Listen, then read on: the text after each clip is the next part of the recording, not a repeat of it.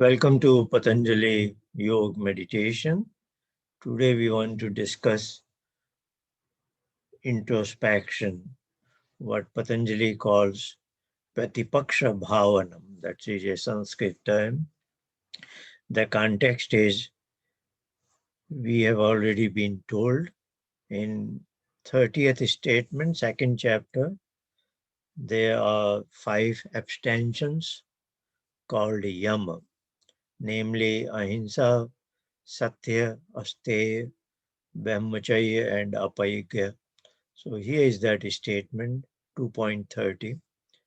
The meaning, this is in the nature of negation, not to hurt anybody, not to speak lies, not to steal anybody's belonging, not to develop lust towards people of opposite gender, and not to hoard things beyond legitimate needs.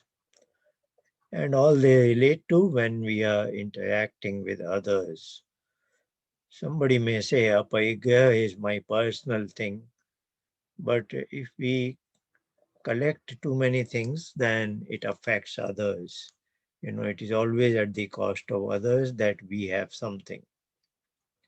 Now, in the next statement, 2.31, that is Jati Desh Kala Samaya Anavichinna Sarvabhauma Mahavyatam. So this is important, Sarvabhauma Mahavyatam. So he is emphasizing that these 5 elements we have discussed are universal, and the great vows, they must be followed everywhere in all occasions at all times, and there should be absolutely no, um, it should not be violated. Furthermore, in 33, second point 33, that is given here, Vitarka Badhane Patipaksha Bhavanam. Now that can be translated as if one harbors the idea to circumvent them, namely the yama, due to certain wrongful ideas. So wrongful idea is vitark. Say I develop an idea to steal somebody's money, then that is a vitark. Tark is right path, vitark is opposite of the right path. So that is a wrongful idea. Sometimes it develops in our mind. Then he says, if it appears in your mind, some sort of wrongful ideas that go opposite of yam, then he says, then think of the consequences. If you followed that wrongful idea, then what will be the consequences? And that thinking of the consequences is called Patipaksha Bhavanam. So Paksha is the my path, right path. Pati is counter it, opposite of it. So if I followed the wrongful path by realizing the wrongful ideas, then where will I end up? So that is what literally meaning the consequences when wrongful ideas are followed. So that's our topic today, Patipaksha Bhavanam, that appears in statement number 33, second chapter. So that is described, that is appearing next now in second 34 now. So Patipaksha Bhavanam goes like, so the original statement is slightly lengthy one. Vitarka, Hinsa Adaya, means Ahimsa was yam. Now the wrongful vitarka idea is Hinsa, to cause hurt to somebody. And Adaya means etc. So those 5 yam, their opposites are vitarka. Now this says they can be executed in 3 manners. Krita, Kayita, Anumodita.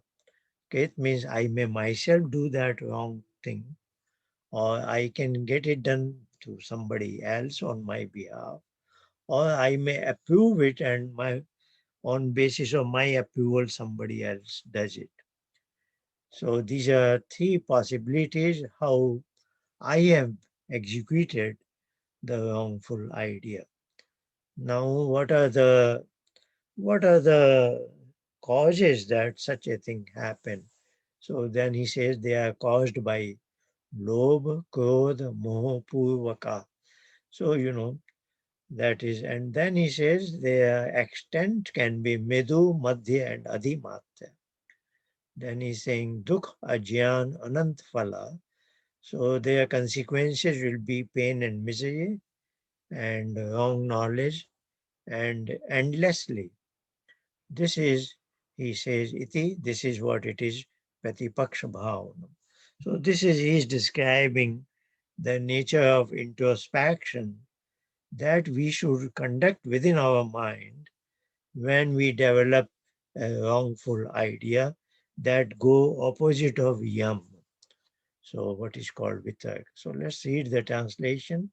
Pratipaksha bhavanam goes like wrongful ideas of hinsa, etc. That is, ahimsa was not to cause hurt, but hinsa is to cause hurt to somebody. So these are the wrongful ideas. They are executed by myself. This is called krita.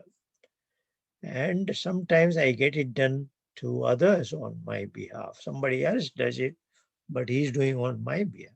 Like, say, I am eating meat. Well, I haven't killed the animal, but the butcher has killed the animal on my behalf. And then I am eating that cut pieces of meat, is it not?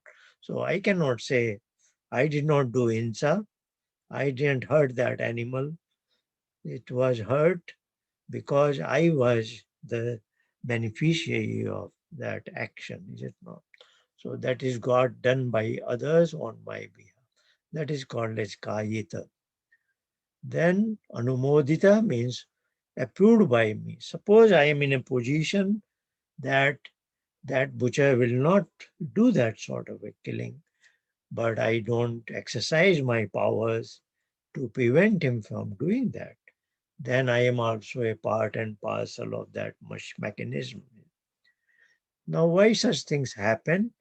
So he's saying there are three factors, namely greed, anger, and delusion. Their Sanskrit term is lobh, krodha, and moho. So purvaka means they are the first cause, they come first, and then these things happen inside, etc. Then the extent of my such actions could be midu, madhya, adhimatra. It may be a mild hurt to somebody, it could be a medium state, or it can be very excessive, like killing an animal.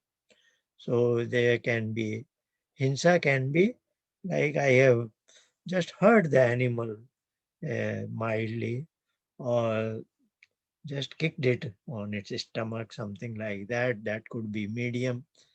And excessive is, of course, you kill it, and that can be super excessive, like killing in a very torturous manner, like in some Elysian, they kill it at a very slow rate, causing excessive pain to the animal. So there can be all kinds of degrees are there. So then he says, if one should realize that if I follow these wrongful ideas, whether myself or through others, or it could be caused by greed, anger, whatever it is, could be mild and this, they will lead to because there is a law of karma. What goes around comes around. If I have caused a pain to an animal, there will be pain. I will also have to suffer one day by some other mechanism. Something will happen because that's the law governing the whole universe, and I cannot get away from it. So, what will happen? Pain and misery, what is called dukkha, that I will have to face. And not only that, I will have a jnana, that is wrong knowledge. Like Patanjali's teaching is right knowledge, but I will find myself on a path where I will pick up wrong knowledge, that, rather than bhog and apog, I will say bhog is, or the life is just like this. So, I have very different ideas about my life and its purpose, etc. And that goes on Anantphala to an endless degree. There is no end to it. So that is what he says, iti pratipaksha bhavanam. So this is his prescription for introspection, because when we have such a wrongful idea, then that is taking us away from the path of Patanjali Yoga.